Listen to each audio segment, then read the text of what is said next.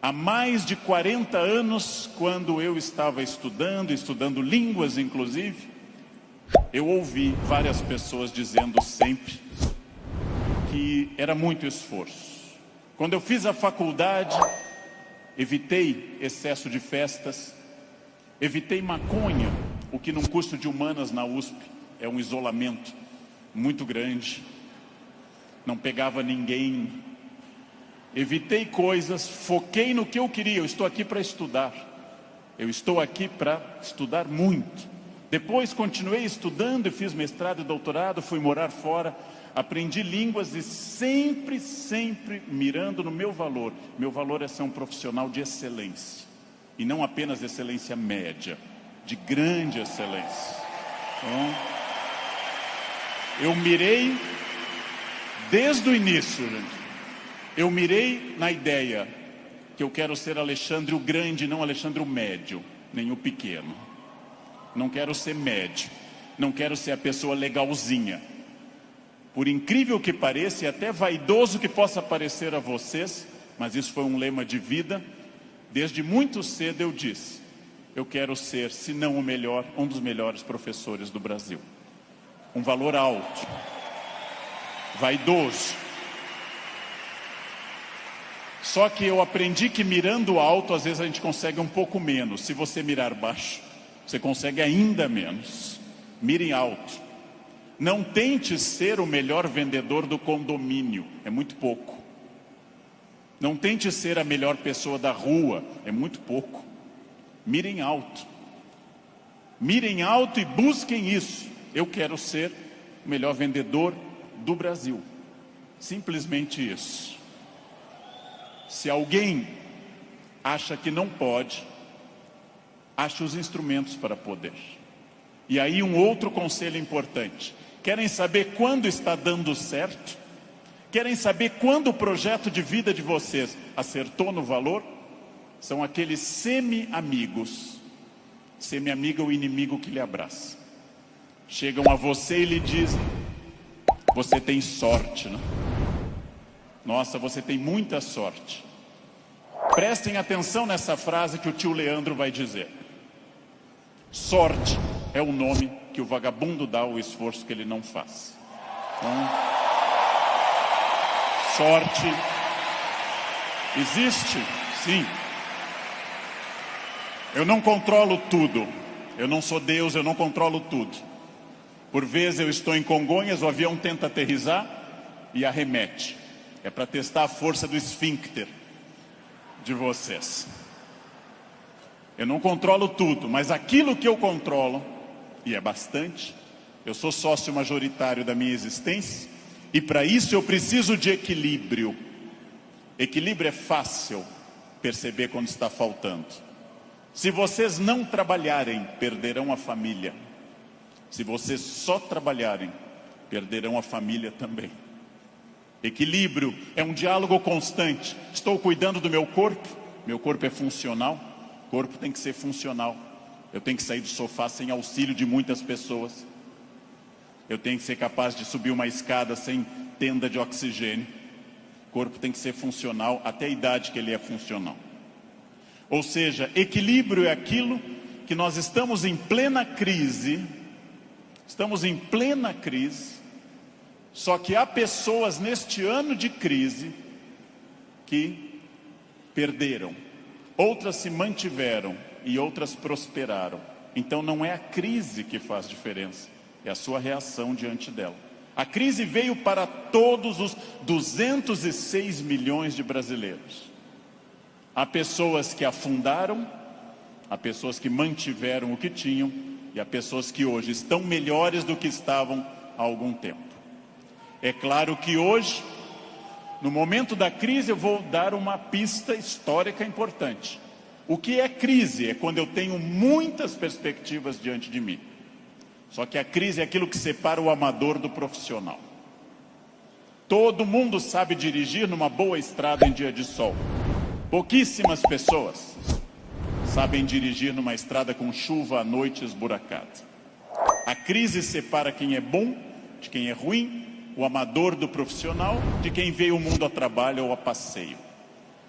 Todo mundo sabe, em situação sem estresse, ser calmo. Poucas pessoas são calmas em situação de estresse. Todo professor é ótimo se a turma for ótima. Poucos professores são bons quando a turma é resistente.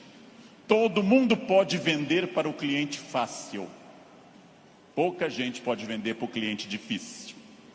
É o cliente difícil que separa o amador do profissional. O outro não precisa. Importante. Crises passam sempre, sem exceção. Toda crise passa.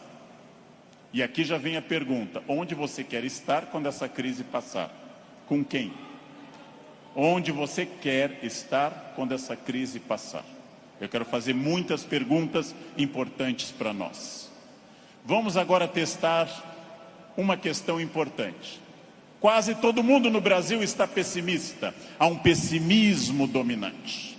Ótimo. Mais fácil ainda de trabalhar. Por quê? Vamos testar a idade de vocês. Quem lembra dessa personagem, provavelmente tem curso de datilografia. Quem lembra dessa personagem fez prova com um mimeógrafo.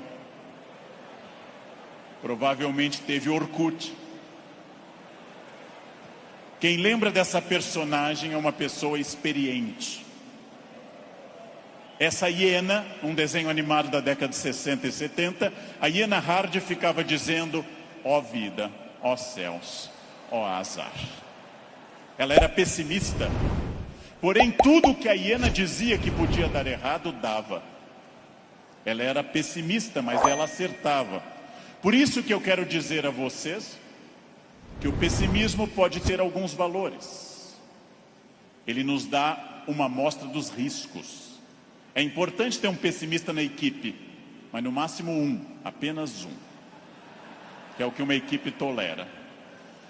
Quando alguém chega e diz: nós vamos dobrar o capital, dobrar o número de clientes, nós estaremos em mais 30 países até o ano que vem, o pessimista diz: calma, não é tão fácil.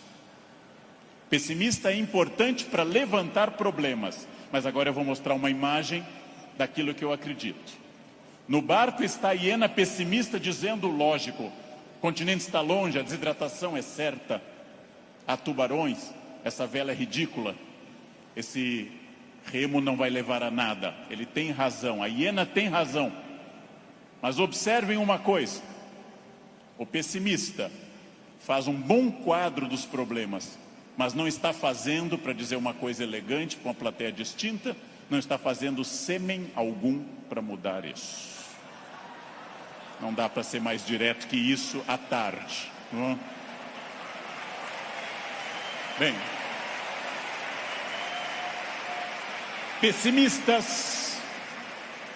pessimistas são bons para levantar os riscos. Pessimistas são péssimos para resolver os problemas. Para eu resolver um problema, para eu resolver qualquer coisa, eu preciso de um otimismo obsessivo. Se eu não for otimista, gente, eu jamais teria casado. As estatísticas me contrariam. Casamento é submarino, pode flutuar, mas foi feito para afundar.